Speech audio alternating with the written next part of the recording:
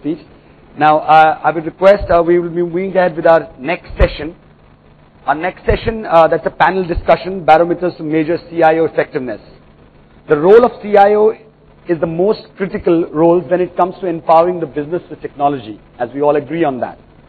This session will discuss upon the key factors that determines the effectiveness of a CIO and the success parameters by which the organization can measure the CIO's contribution. Now I would request our moderator, Mr. Sanchit Vir Gogia, from Greyhound, founder and CEO, to please come on stage.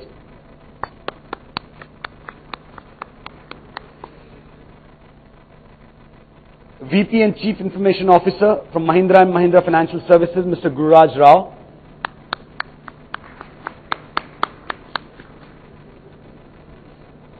EVP and CIO from Edelweiss Financial Services, Kalpana Manyar.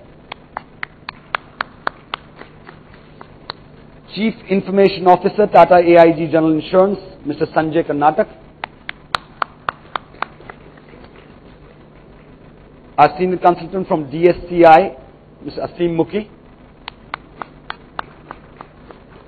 Vice President, Global Head, Quality and PMO, Minax, that's Serene Varghese.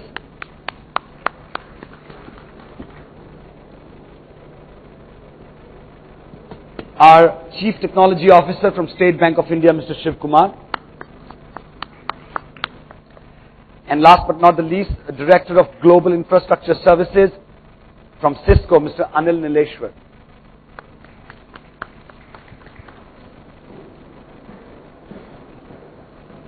Now I'll give this discussion to be started from Mr. Sanchit Vir Gogia. Mr. Sanchit Vir Gogia. Thank you very much. Good morning, everybody. Let me just wake you up by saying that there's going to be a small test after this. If you ask no questions at the end of the panel discussion, we will assume you've understood everything and, of course, you're doing everything best. So there will be a small test for all of you. So request you to ask some very smart questions. We've been blessed by a very set of smart people here. Ask them very hard questions on things that matter to you on a daily basis, things that you're troubled with. We all hear about CIO effectiveness. It's the big bang thing, and I must tell you out of my experience of tracking the industry for the last decade that clearly the role of the CIO has changed. It's the way we see CIOs as an analyst community is very different. Earlier it was all about storage services, it was all about application performance, but today it's about having a mindset of a service community, having a mindset of an internal IT services provider of sort. So we'll talk to our panelists about the same. So without any further ado, what I'd love to start with is the users, and I'm with you on my right. So we were talking about something very interesting, which is the way that the IT teams and the CIOs have been measured in the past has been more about technology metrics, has been more around leadership and management, has been more around managing attrition. But there's a new brand of metrics around innovation, because the way you're performing in your IT organizations is very different. So how has the world changed in terms of being managed and being measured internally within your organization?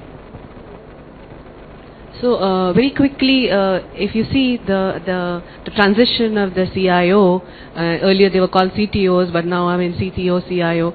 But if you see, the first era was more about technology enablement. So we talked about programming and systems and management, then more of automation. Then it went on to processes, more of services. And now the third era is more about technology-enabled business models. And what that essentially means is that the CIOs need to understand the business drivers, what makes business run. They need to understand what are the transformation needs of the business, and that includes the transformation or digital transformation as well. And therefore the whole game has changed completely. And that doesn't mean that the lights off function of CIO goes away. The lights on remains. The business as usual remains. It is assumed and it's considered as hygiene that business as usual runs, and it is robust and it is stable. However, CIO is supposed to have taken care of that much long ago. It is basically the innovation, the transformation orientation, the mindset that one needs to look at. And what that essentially means is, when I'm saying transformation, the language of CIO when talking to business has changed. One, the CIO, he or she needs to engage more with business and understand business. Two, The language is not the system. The language is the ROI. The language is how do I use technology to help you increase revenue, get into new growth markets, look at new business models. How do I help you optimize performance, which is to say increase productivity? How do I help you reduce your risk? How do I help you get a better customer experience? So this language is completely changed. I think about a few years back, when I would attend any seminar or any gathering of the technology people, we were not talking about business outcomes. We were talking about systems and we were talking about implementation, technology. Now all that is given, it is assumed that it is given. What is changed is the language completely. So we are talking about outcomes, we are talking about ROIs. So when we talk to business, we engage more with business, try to understand business, what's happening around the world in that business, what are peers doing, what's the new technology bringing as, benefits as, and then talk that language. That's point number one. So the language has changed, the orientation has changed. What does it mean for us? At the back end, you have to create your teams accordingly who can speak the same language and understand the same language. Two, we need to now create, or we've already started creating in our company, structures, organization structures, which are bimodal or bipolar, which is to say business as usual is one stream and transformation and innovation is another stream. Because if you try to merge the streams, you will never get anything done. So that's the second point. Third, the entire risk orientation, technology risk. With new technologies, whether it's mobility, whether it's analytics, you're using third-party data, you're using more and more devices to connect to the outside world and deliver user experience or customer experience. All those are new technologies, and therefore security, privacy, all that is this was earlier only the prerogative of CISO, but now CIO also has to get in to look at all these aspects. And the customer experience, the most important is that today my customer centricity team in my company does not work in isolation.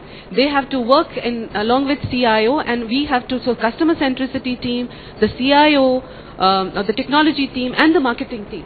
If we don't work in tandem, then we don't really deliver what the businesses need.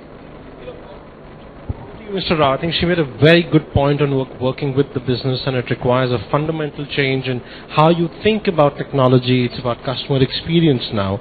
Now, Mahindra Finance is a very interesting organization. You were sharing experiences of how you've really made your business users really powerful. Now, while it sounds very nice and that handshake definitely is a good step, but what are those starting steps for CIOs to sort of look at and say, I must start the change from this point? The first point is the realization that the boundaries are gone. Okay, I mean there is no boundary between a technology guy and a business guy. Business guy knows as much or more about technology than the technology guy himself. He would raise more questions and more challenges with regard to how to use a technology because he is using it in his personal life. He would say, why does my email go down when the Gmail works 24/7? I mean, so even the lights on is not simple today. Okay, that's the basic part. The second thing is when you talk to the CFO says, with 100 people, WhatsApp can create 16 billion. You've got 300 people. How much do you create? So it's extremely essential to create that value to show that, the CIO understands the business and is able to add to the organization's business models, customer experience and everything. The customer would be talking to various people across various channels. It's not just with your organization. He has got so many other customer experiences. So he's comparing you with even a McDonald's. So if that guy can give me a burger in say 30 seconds, why do you take so much time to issue me a check or lend me some money or whatever? So these expectations are changing. There are no boundaries. So this is the first realization we all need to have. The second thing is, again, when it comes to CIO, the CFO, as I said, he is not looking at pure lights on. He is asking us to differentiate between what's lights on and what's innovative. So the lights on, of course, the budget keeps on shrinking every year, and that's part of everyone's job. But the innovation part, the CFO is willing to lay bets. He says, okay, the industry is changing, the world is changing, I am willing to lay bets on innovation. What is it that you're willing to do? Now, and it's a big challenge. Okay, it's not so easy for people who are regimented to think innovatively. Suppose you are given 10 crores today, what will you do with it? Do you have projects in hand to do that? Do you have some, benefits which can be realized using that 10 crores? It's just a hypothetical question, but that's a challenging question. Every time, in the past we used to crib that we don't get money for projects. But suppose you are giving the money, are you willing to do something different? Do you have the ability to do it? So you need a different set of people. For example, as Ms. Maniyar was saying that, there is a separate team for innovation in every part of our team. We have a separate team which does innovations.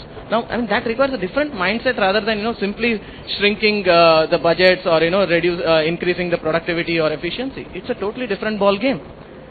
And when the CEO today talks, he says the ecosystem is changing. I have customers in 150,000 villages.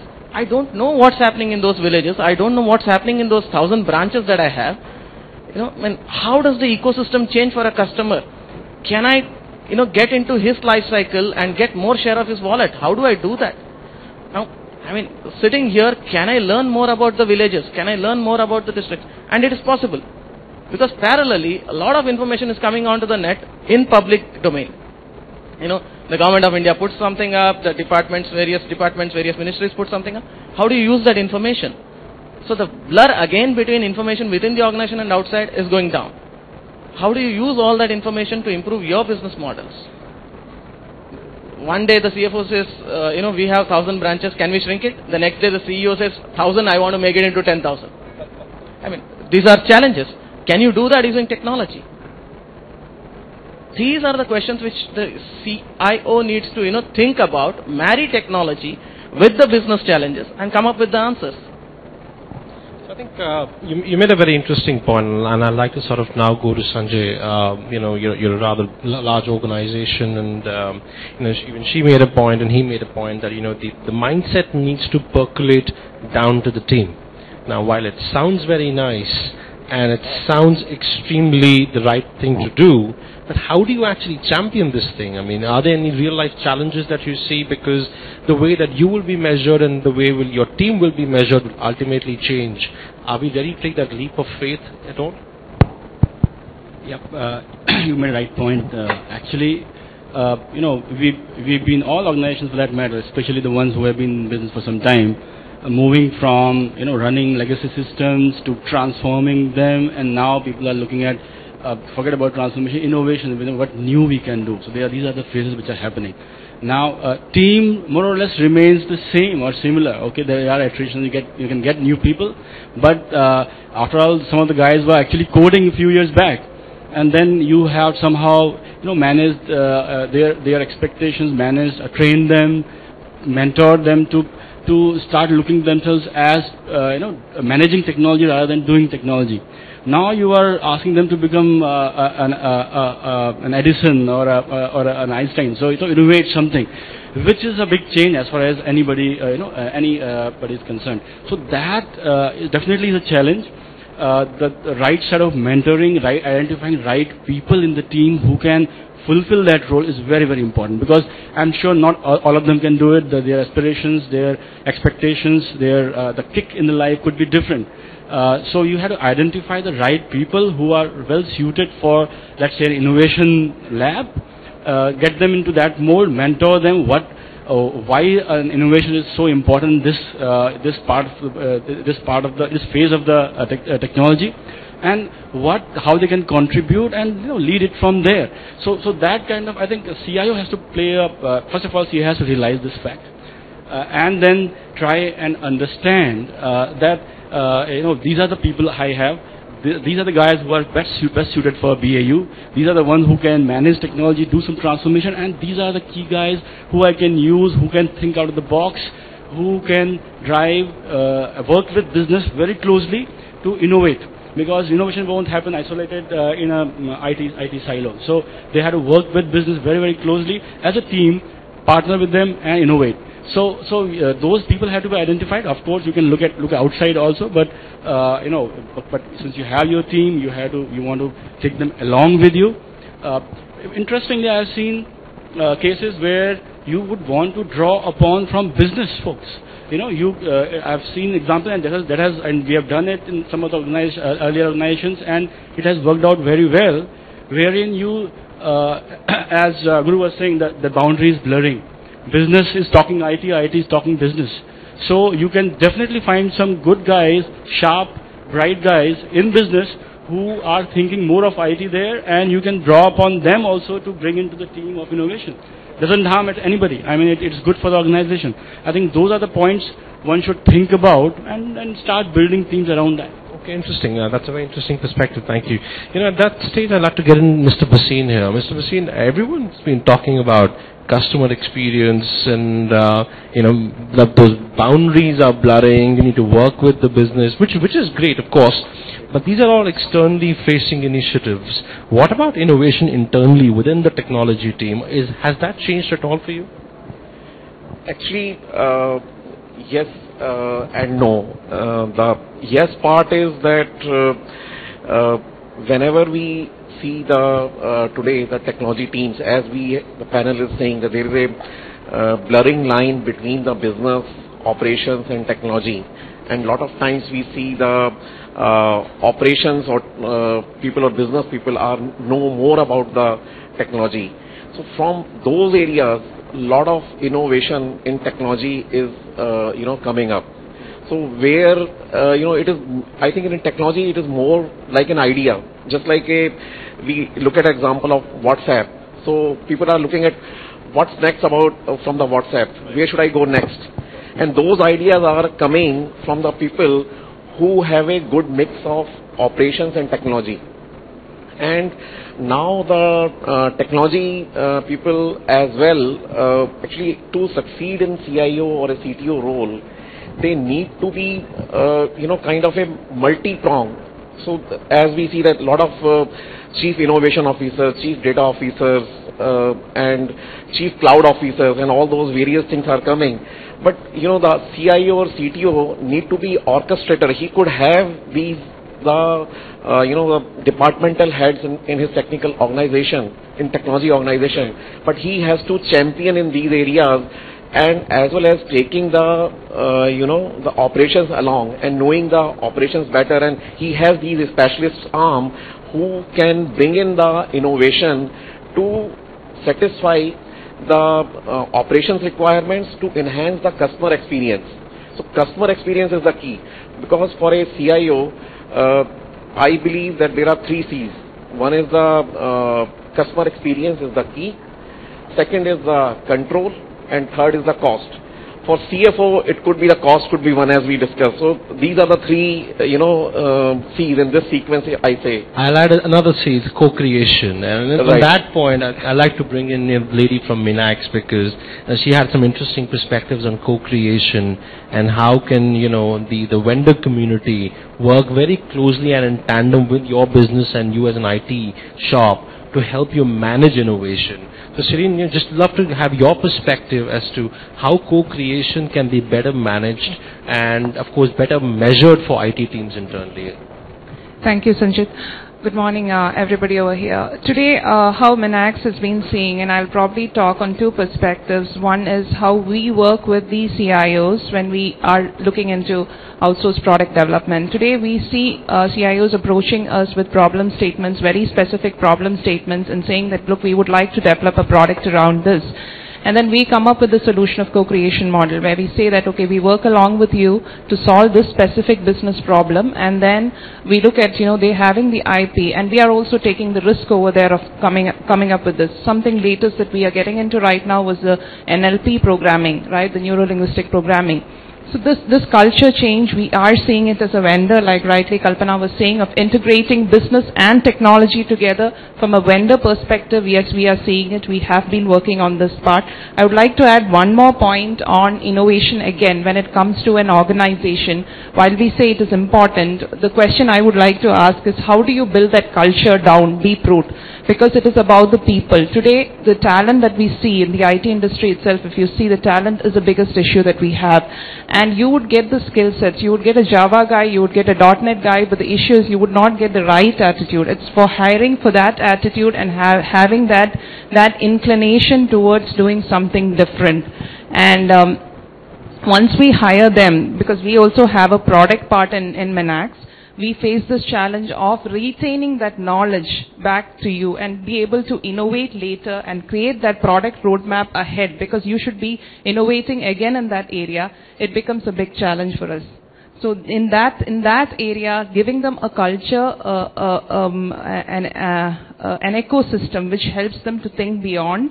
They are today not bothered about the money. They are more bothered about what can I contribute, where am I adding value. If I work on this particular part, what is the impact I'm making to the business or to the customer? And if a CIO can introduce that into the people down and say that, look, you are not just technology guys who are just putting some coding, some part over there, but you are adding value to the end user like this, I think it will make a difference to them and create them to innovate. That's my point. The fifth C culture. So after co-creation, there's the fifth C now. So I'd love to now get an Anil from Cisco. We've spoken about co-creations and how vendors are actually increasingly contributing to the CIO teams in the IT organizations. So from your experience, can you help us understand those building blocks of that co-creation and how vendors are aligning themselves more closely to the IT organizations today to help them innovate? Yeah, I think it's prevalent across. I work a lot in the infrastructure space. And it's, as Guru Raj pointed out, the boundaries between infrastructure and application, the boundary between our organization and a partner organization, and more importantly, our organization and our client organizations are all blurring. So the way we are doing it is sort of it's not a co-creation model the way Minax would do it, but it's more in terms of adapted agile methodology where we have all these partners or the people that need to create value come together as a virtual team, build the storyboard and deliver to that actively. And the innovation really is that we've adopted the fail fast approach quite avidly. So we know that we are not blocking resources forever on programs that tend to drag on forever without adding value. So we have people from different perspectives, the business perspective, infra, app, and partners coming together and figuring out a solution, build the POC, deliver to the storyboard, and take a call within maybe 6 to 8 weeks that it's going to work or not work. If it's going to work, what do we do to take it to the next level? So that's been our approach. I think that's a very well point made. At that stage, can I get you, and you represent the Data Security Council of India. While we are speaking of innovation, and that's all nice and fancy, but as our friend here pointed out, that a lot of information you really can't define which is internal and what's external now. So clearly privacy is a huge problem, and these are all financial services organizations, big banking organizations, and you're in my data ultimately. So how do you think of innovation and yet think safe innovation, which ensures customer privacy in the end of the day? Thank you. So, before we get into discussing privacy or even looking at privacy, let's just try and understand. We've had a good discussion here. I picked up some keywords.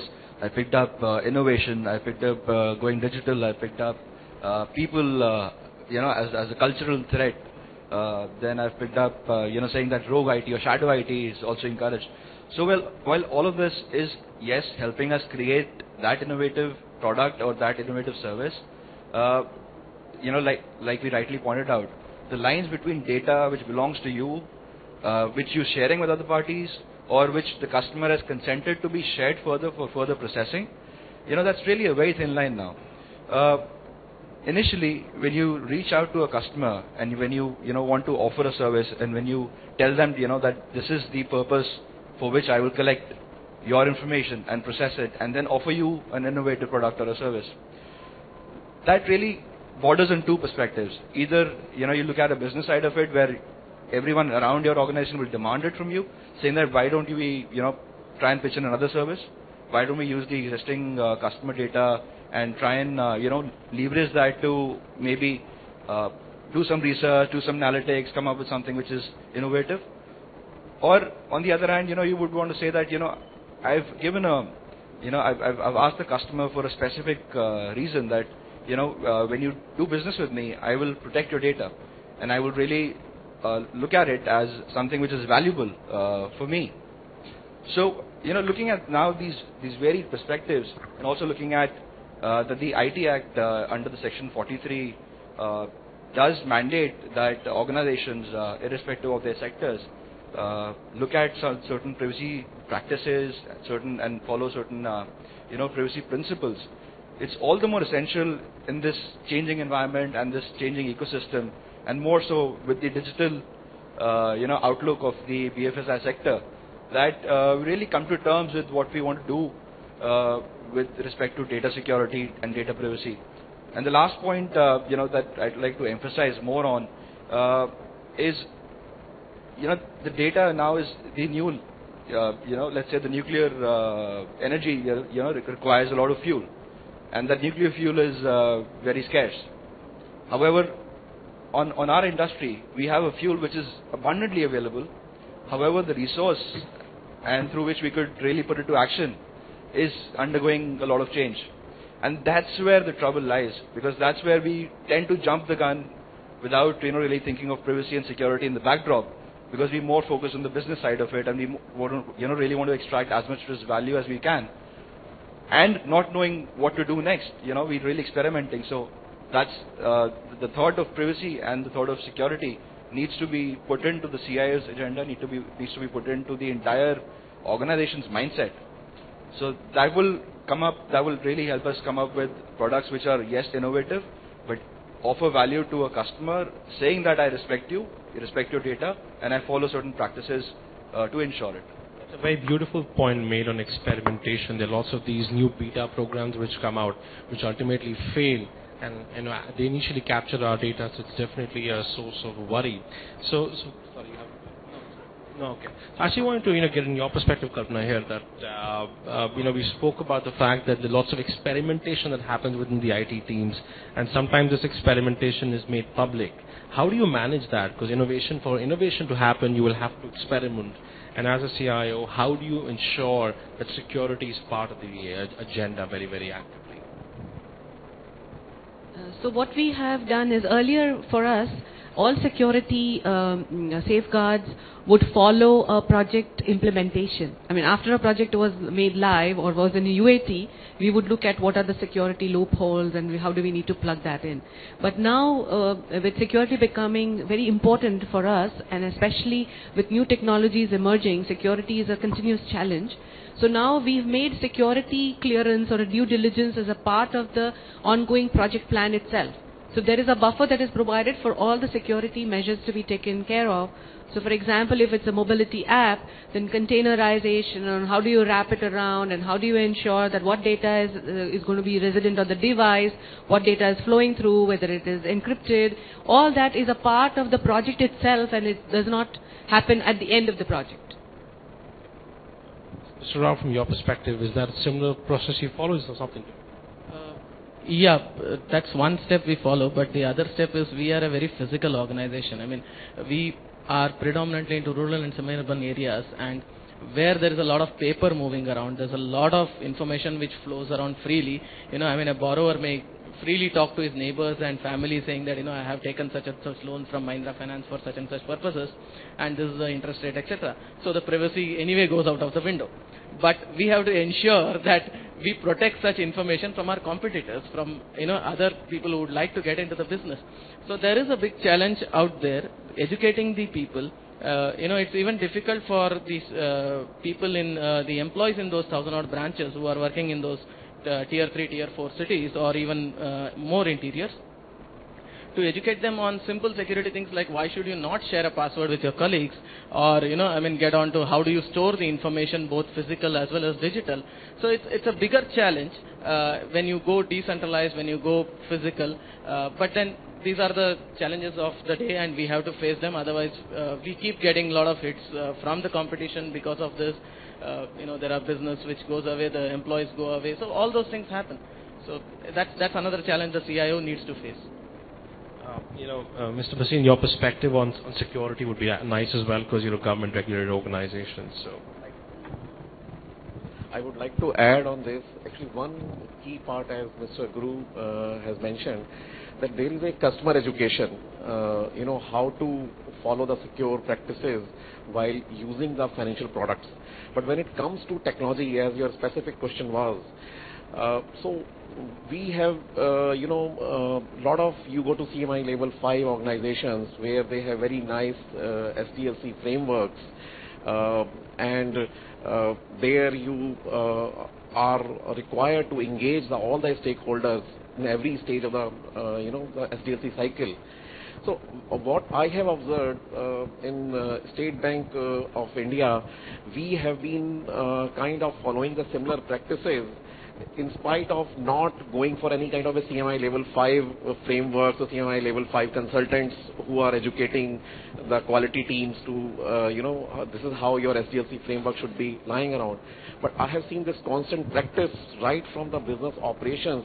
They come up with the business process flow, and since then the GM-CISO is basically the security organization is involved in that to look at the business process flows, and then advising right from there that what should be the customer education for using these financial products, what could be the business risk, and what could be the technology risk or technology areas of attention in the design stage the technology team should be looking into. And technology team also proactively keeps on engaging during the detailed design phase with the security teams. So it seems actually, some part for the very large strategic initiatives, I have seen that people follow this very conscious with sharing the documents like a typical SDLC cycle. But the way the culture has evolved, and being, largest bank in India, and being, we had to be having the securest possible solutions. We know that customer education is one of the key risks. But we need to be securing the systems so that those risks could be mitigated at the technology level. So subconsciously as well, some of the even the smallest initiatives, people have been engaging formally or informally with the security, so that a lot of team playership is also required, where you need to know that, at what stage, because we are all under the time pressure to go to the market as fast as possible, because before the competition you have to reach to the market. So looking at that aspect, teams have to be very, very well aware that, at what stage they have to engage with the security team, and what stage, rather than keep on waiting till, till hitting the UAT. So the practices, actually, even the business heads have been operating now. That level of security enforcement has got so high that even at the MD level, when they are initiating the notes for the business requirement, they are asking the security to be engaged right from that point onwards. So that makes the entire organization quite sensitized about the security, and each and every stakeholder being involved, like penetration testing or security certification of the code from, say, Vera code or from anywhere else, that needs to be planned much, much ahead in the development life cycle. So especially, you have this SBI Anywhere and some of the SBI Freedom applications, mobility applications. So these applications have gone through all those security processes, and the challenge actually for SBI is multi-pronged. There is a like Generation Y who is very aware of these technologies, and they want to use this. And we have given our customer base huge, going to the all the villages and all the rural areas and tribal areas including, they may not be ready to use this technology. So as Mr. Guru pointed out, that people must be sharing their personal information as well. So we need to be very, very, security savvy, as well as the customer education from the RBI perspective. So we have embarked on, as far as the customer education from security perspective is concerned, in every ATM kiosk, in every self-service kiosk, the security guidelines are put next to the those kiosks on the wall as a print media, or using the SMS drives. Customers are being educated in those areas. So I think there is a lot of attention on security and lot of awareness. Unlike earlier days, people used to feel that only the global organization, global banks are much more security aware, unlike the PSU banks or the Indian banks. I think I think when we look at the current state, probably Indian banks or Indian financial services organizations are much aware of these challenges, and they have challenges multi-pronged, because in the Western world, just like our Gen Y, people have come to the top of the curve of the technology uses, and they are very well aware of the customer education is less of a challenge, while in Indian operating environment, the challenge is much higher. So I think these are the inputs I would like to summarize. Wonderful. I think you made a very interesting point on managing risk while still being very agile. Right. That's a different. You had a perspective? I'm very glad you brought that point, because we have seen this shift in customers, typically where the customer maturity on process, the process maturity has started shifting earlier, as of now, these days. Earlier, when you had to introduce something like you said, of introducing the security testing ingrained inside the coding stage, inside the design stage, that was something very difficult actually to go and convince your customer that you talked about the models and the frameworks.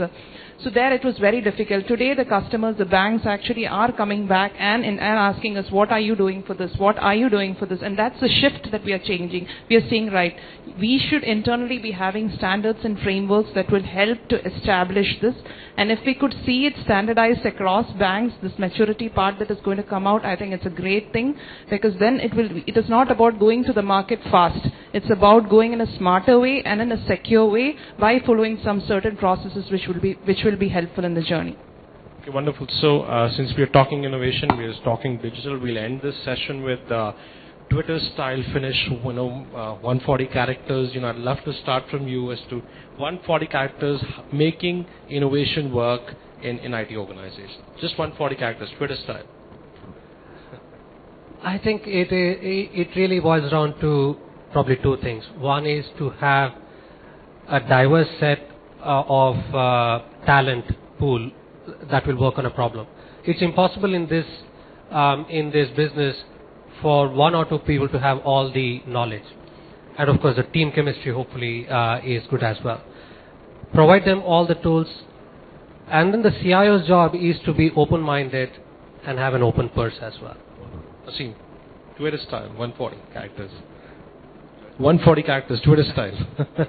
All right. So, I wanted to make a point earlier, but I stopped. So, I'd just like to just put in another word, a tremendous, hope that the practices that SBI has, spoken about are also followed by other organizations.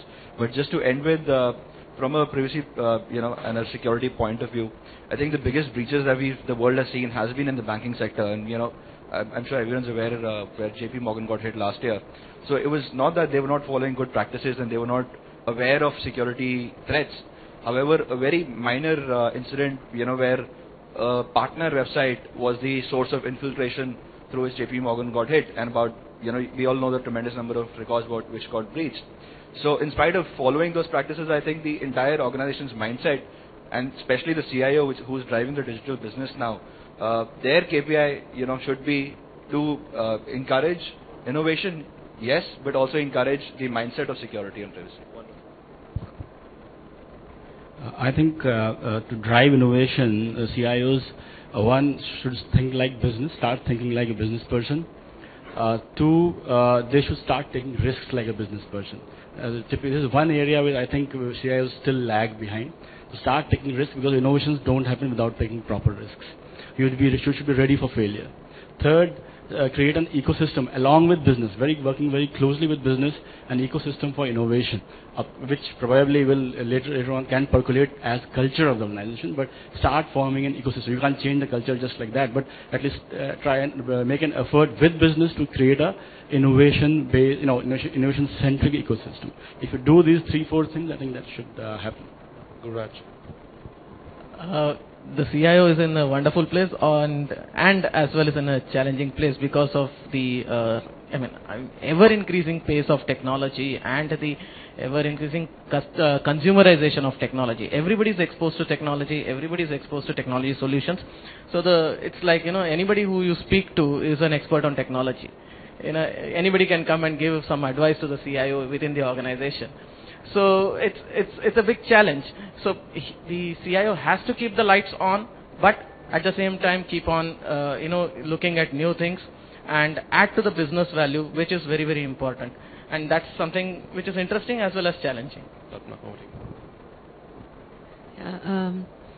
So innovation now is an imperative for CIOs.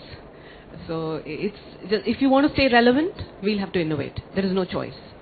So it's just like simply saying either you are part of the road roller or you're part of the road. That's very well said. Very well. I would say create a value by inspiring to innovate, integrating both the business and technology, and inspiring at the grassroots levels this innovation where you're going to bring value back. I think that is where the CIOs are going to make a difference, because they cannot solve all the problems together, and we are probably looking at CIOs to solve problems. It is about the teams under that they build upon, which probably will be able to bring this difference. That's what I feel. Thank you very much, Mr. Bhasin. Just last word from you. Yeah, I think as the panel said, I think innovation is imperative. We can't live without it. We can't survive in this competitive market without that. And to go in that direction, I will just like to highlight, like we popularly say in the software engineering companies that follow the practice like a Google having a innovation hour or innovation day or one of the day in the week. In SBI we have been following that you have to celebrate the innovation every day, but we have the like in our as part of our business review we have an innovation hour where people present their innovations of the month, so which they want to propose for the upcoming quarter where they want to build the product. So that's how we are trying to inculcate the innovation practices in our organization. Thank you very much. Now we'll open the floor for questions. Anybody has any questions? Just a couple of questions for the audience. There's a hand there. Can we get a mic there, please? Please identify yourself, your name, your organization. Excuse me, sir.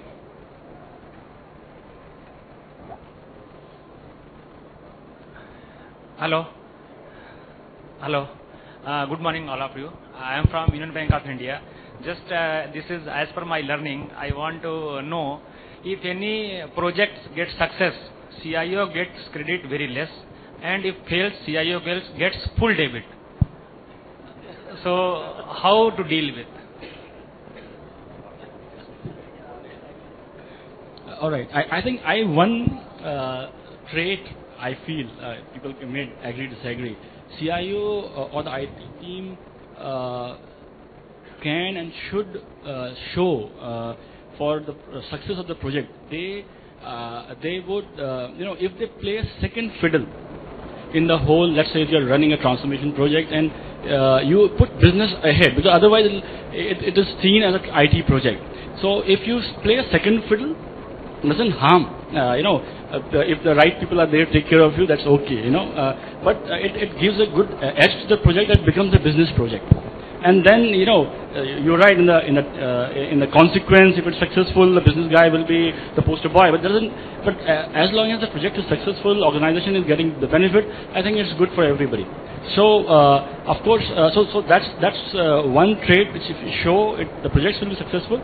Getting all the if beaten up for the bad project, probably that's one thing. If the business guy is again ahead, then it can't be just an IT guy who's getting beaten up. So if you keep the business guys playing a major role in the project, then automatically success and failure will come to all of you. IT as well as business together. I would like to add here. On a lighter note, the office of the CIO should have a marketing and communication person. So, and I'm not joking about this. This is not about telling others how good you are. It is about communicating the value that technology is bringing into this. And believe me, I have been struggling with this, and now I have decided that I have designated half a person from my team who's a very eloquent speaker and has good networking within the company to be a marketing guy, because you have to market technology. Otherwise, people will take it for granted. It's education and having a buy-in. You're communicating.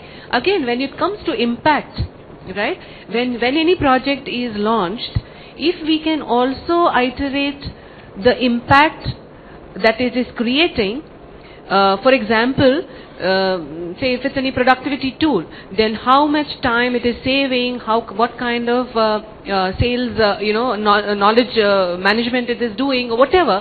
I think everywhere, if most of the time what happens is CIOs stay away from any outcome discussions. We only go on technology discussions. You should be a part of even outcome discussions. Because ultimately we are partners, right? In our organization we had another challenge where a lot of solutions, a lot of services were provided, but people were not taking it up, including the employees. So we had a deliberate effort, and we continue to have it, where we sell these solutions.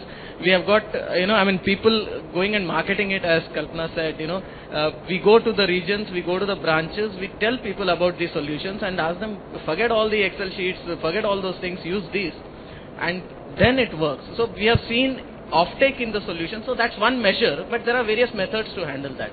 Actually, I would like to add one point, as actually we fail in as a IT project delivery fails because of some reason or it does not succeed. I think that's where the CIO can add value to the organization, that what have been the learning for the technology in the failure. So that's where I think that can be added as a learning experience and showcased as that this within this failure as well. This is how we have learned, and that will add value in our future executions. That could be one of the area. I know it is very difficult to handle the perceptions, and to manage the perception is the key for the all the executive roles.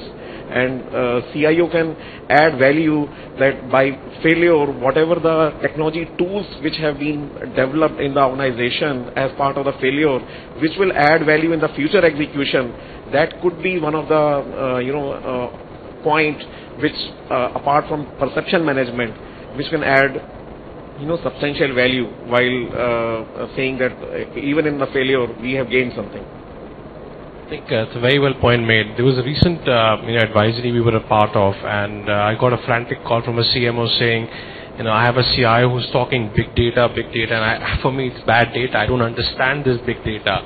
So and the real reason actually was nothing but the fact that CIO was talking Hadoop, NoSQL, was talking all those architectures, and the CMO was saying, I don't know what Hadoop is. I don't care what Hadoop is.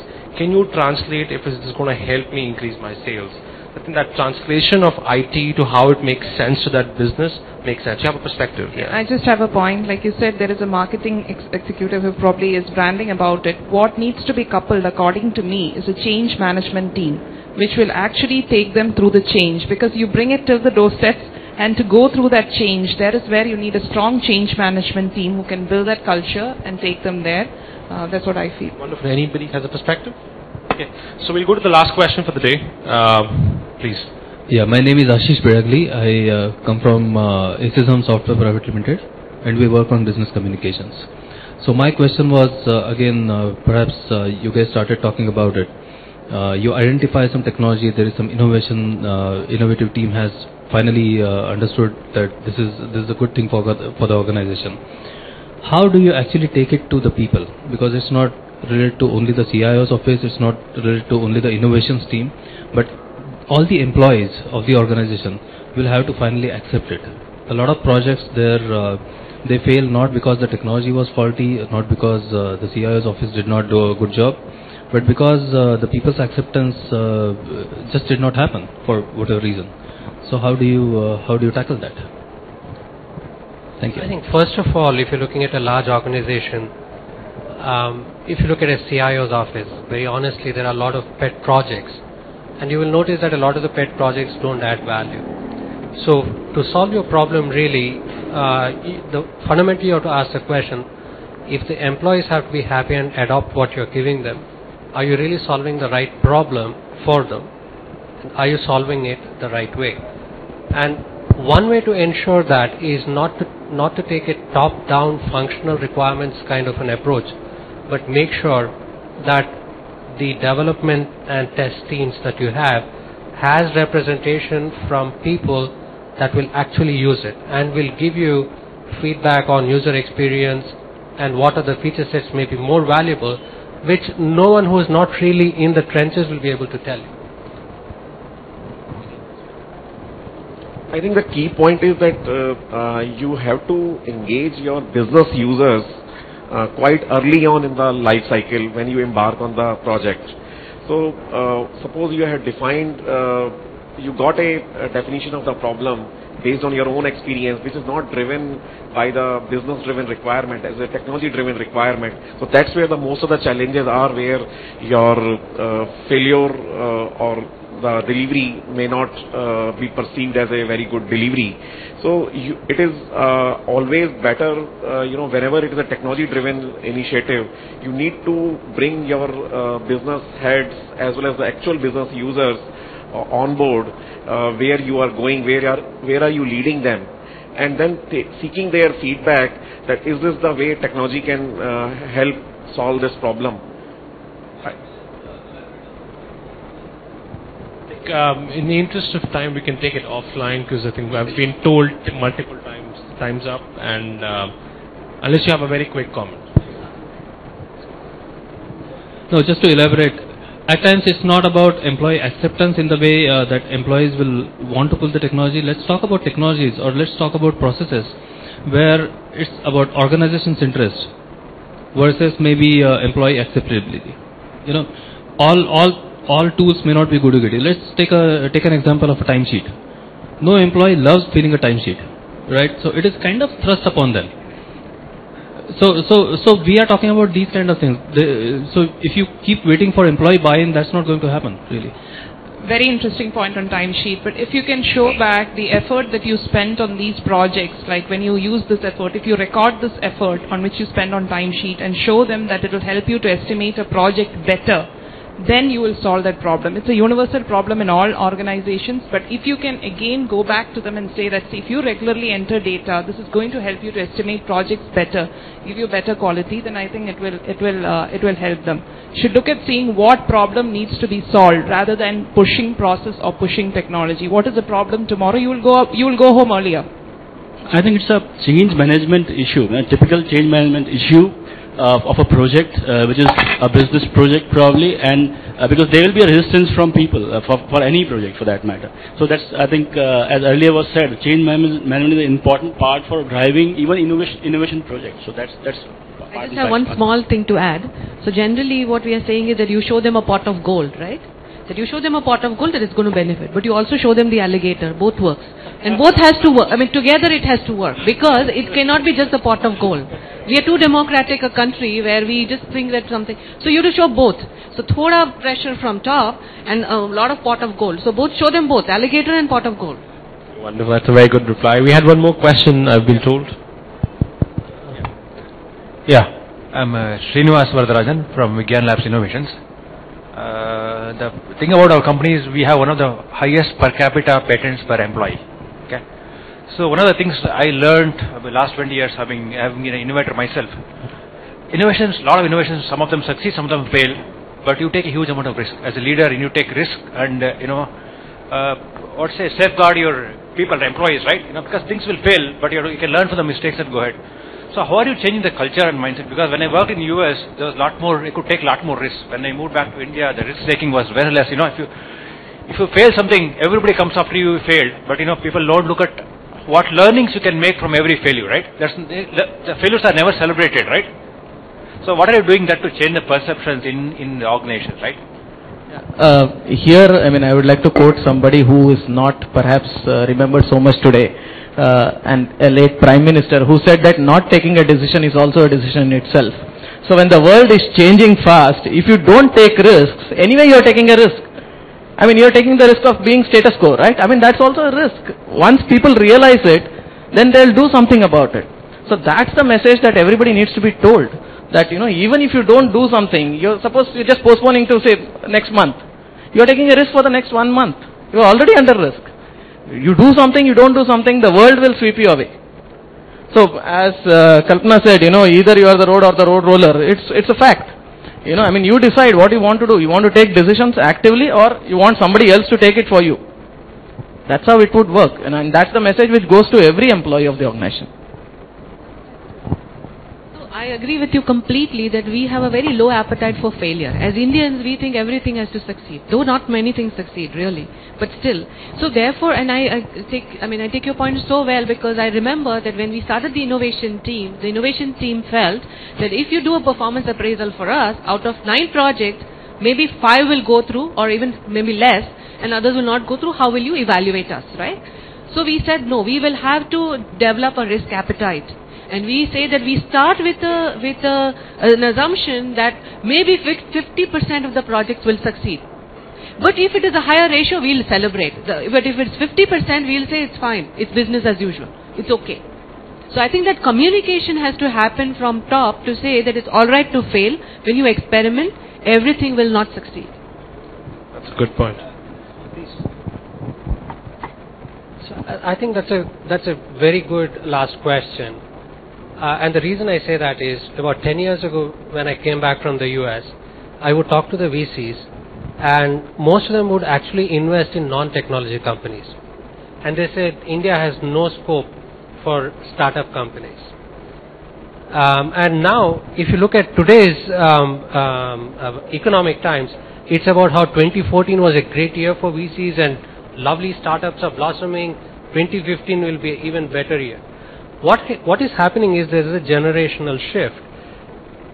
The generation that most of us are, was very conservative, very averse to failure, and that is reflected in the CIOs or the IT community that we are in. But the next generation is far more risk-taking, and you will see a similar culture like the Silicon Valley coming up in places like, I think today's economic times at Bangalore and Delhi were in the lead on this one. You will see that changing very, very fast in the coming years. Probably in the next 5 years, you will see a very similar culture where failure is celebrated. I guarantee that. That's a great answer. Thank you very much. Thank you for being a great audience. Let's have a large round of applause for our wonderful panelists here. Thanks a lot, Sanchit, for the moderation, and thank you, guests, for all your help and the insight in the CIO perspective. Now, I would request Mr. Sanchit Gogia to please felicitate our guests. We'll start with Mr. Anil Nileshwar from Cisco, Director of Global Infrastructure Services. Sanchit, please.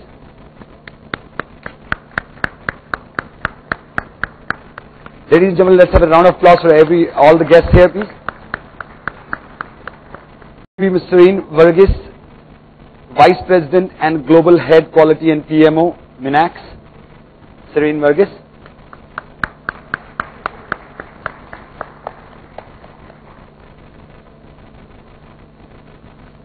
Then we have our Chief Technology Officer from State Bank of India, Mr. Shiv Kumar.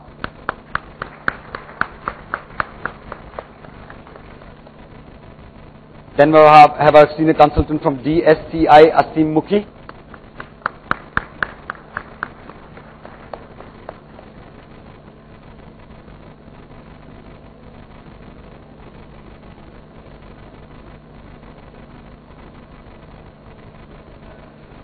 Now I would request Mr. Manoj Agarwal to please come on stage and felicitate our moderator, Mr. Sanchit Gogia from Greyhound, founder and CEO.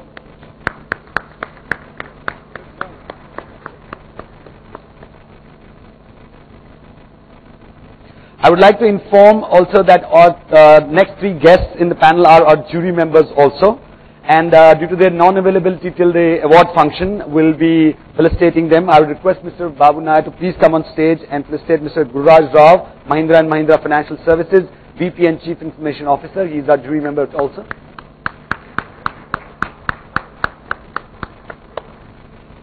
Then we have another jury member.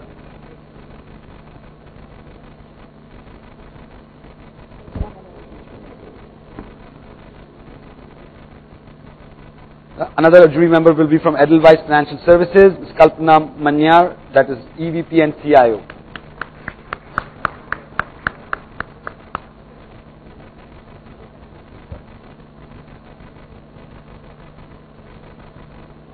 Last but not the least, it is from Tata AIG Insurances, General Insurances, Mr. Sanjay Karnatak, who is the CIO.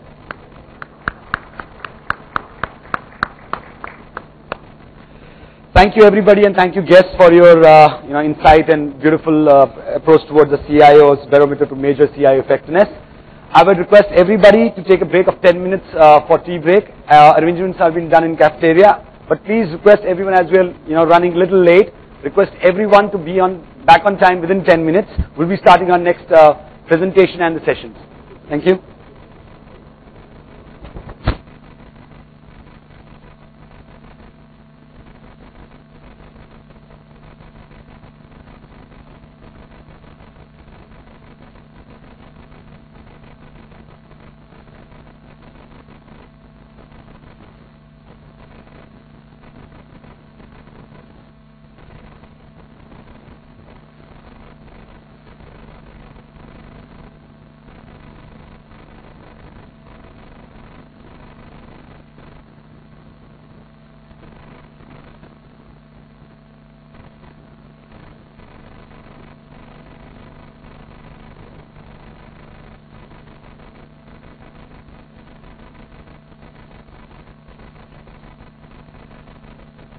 you.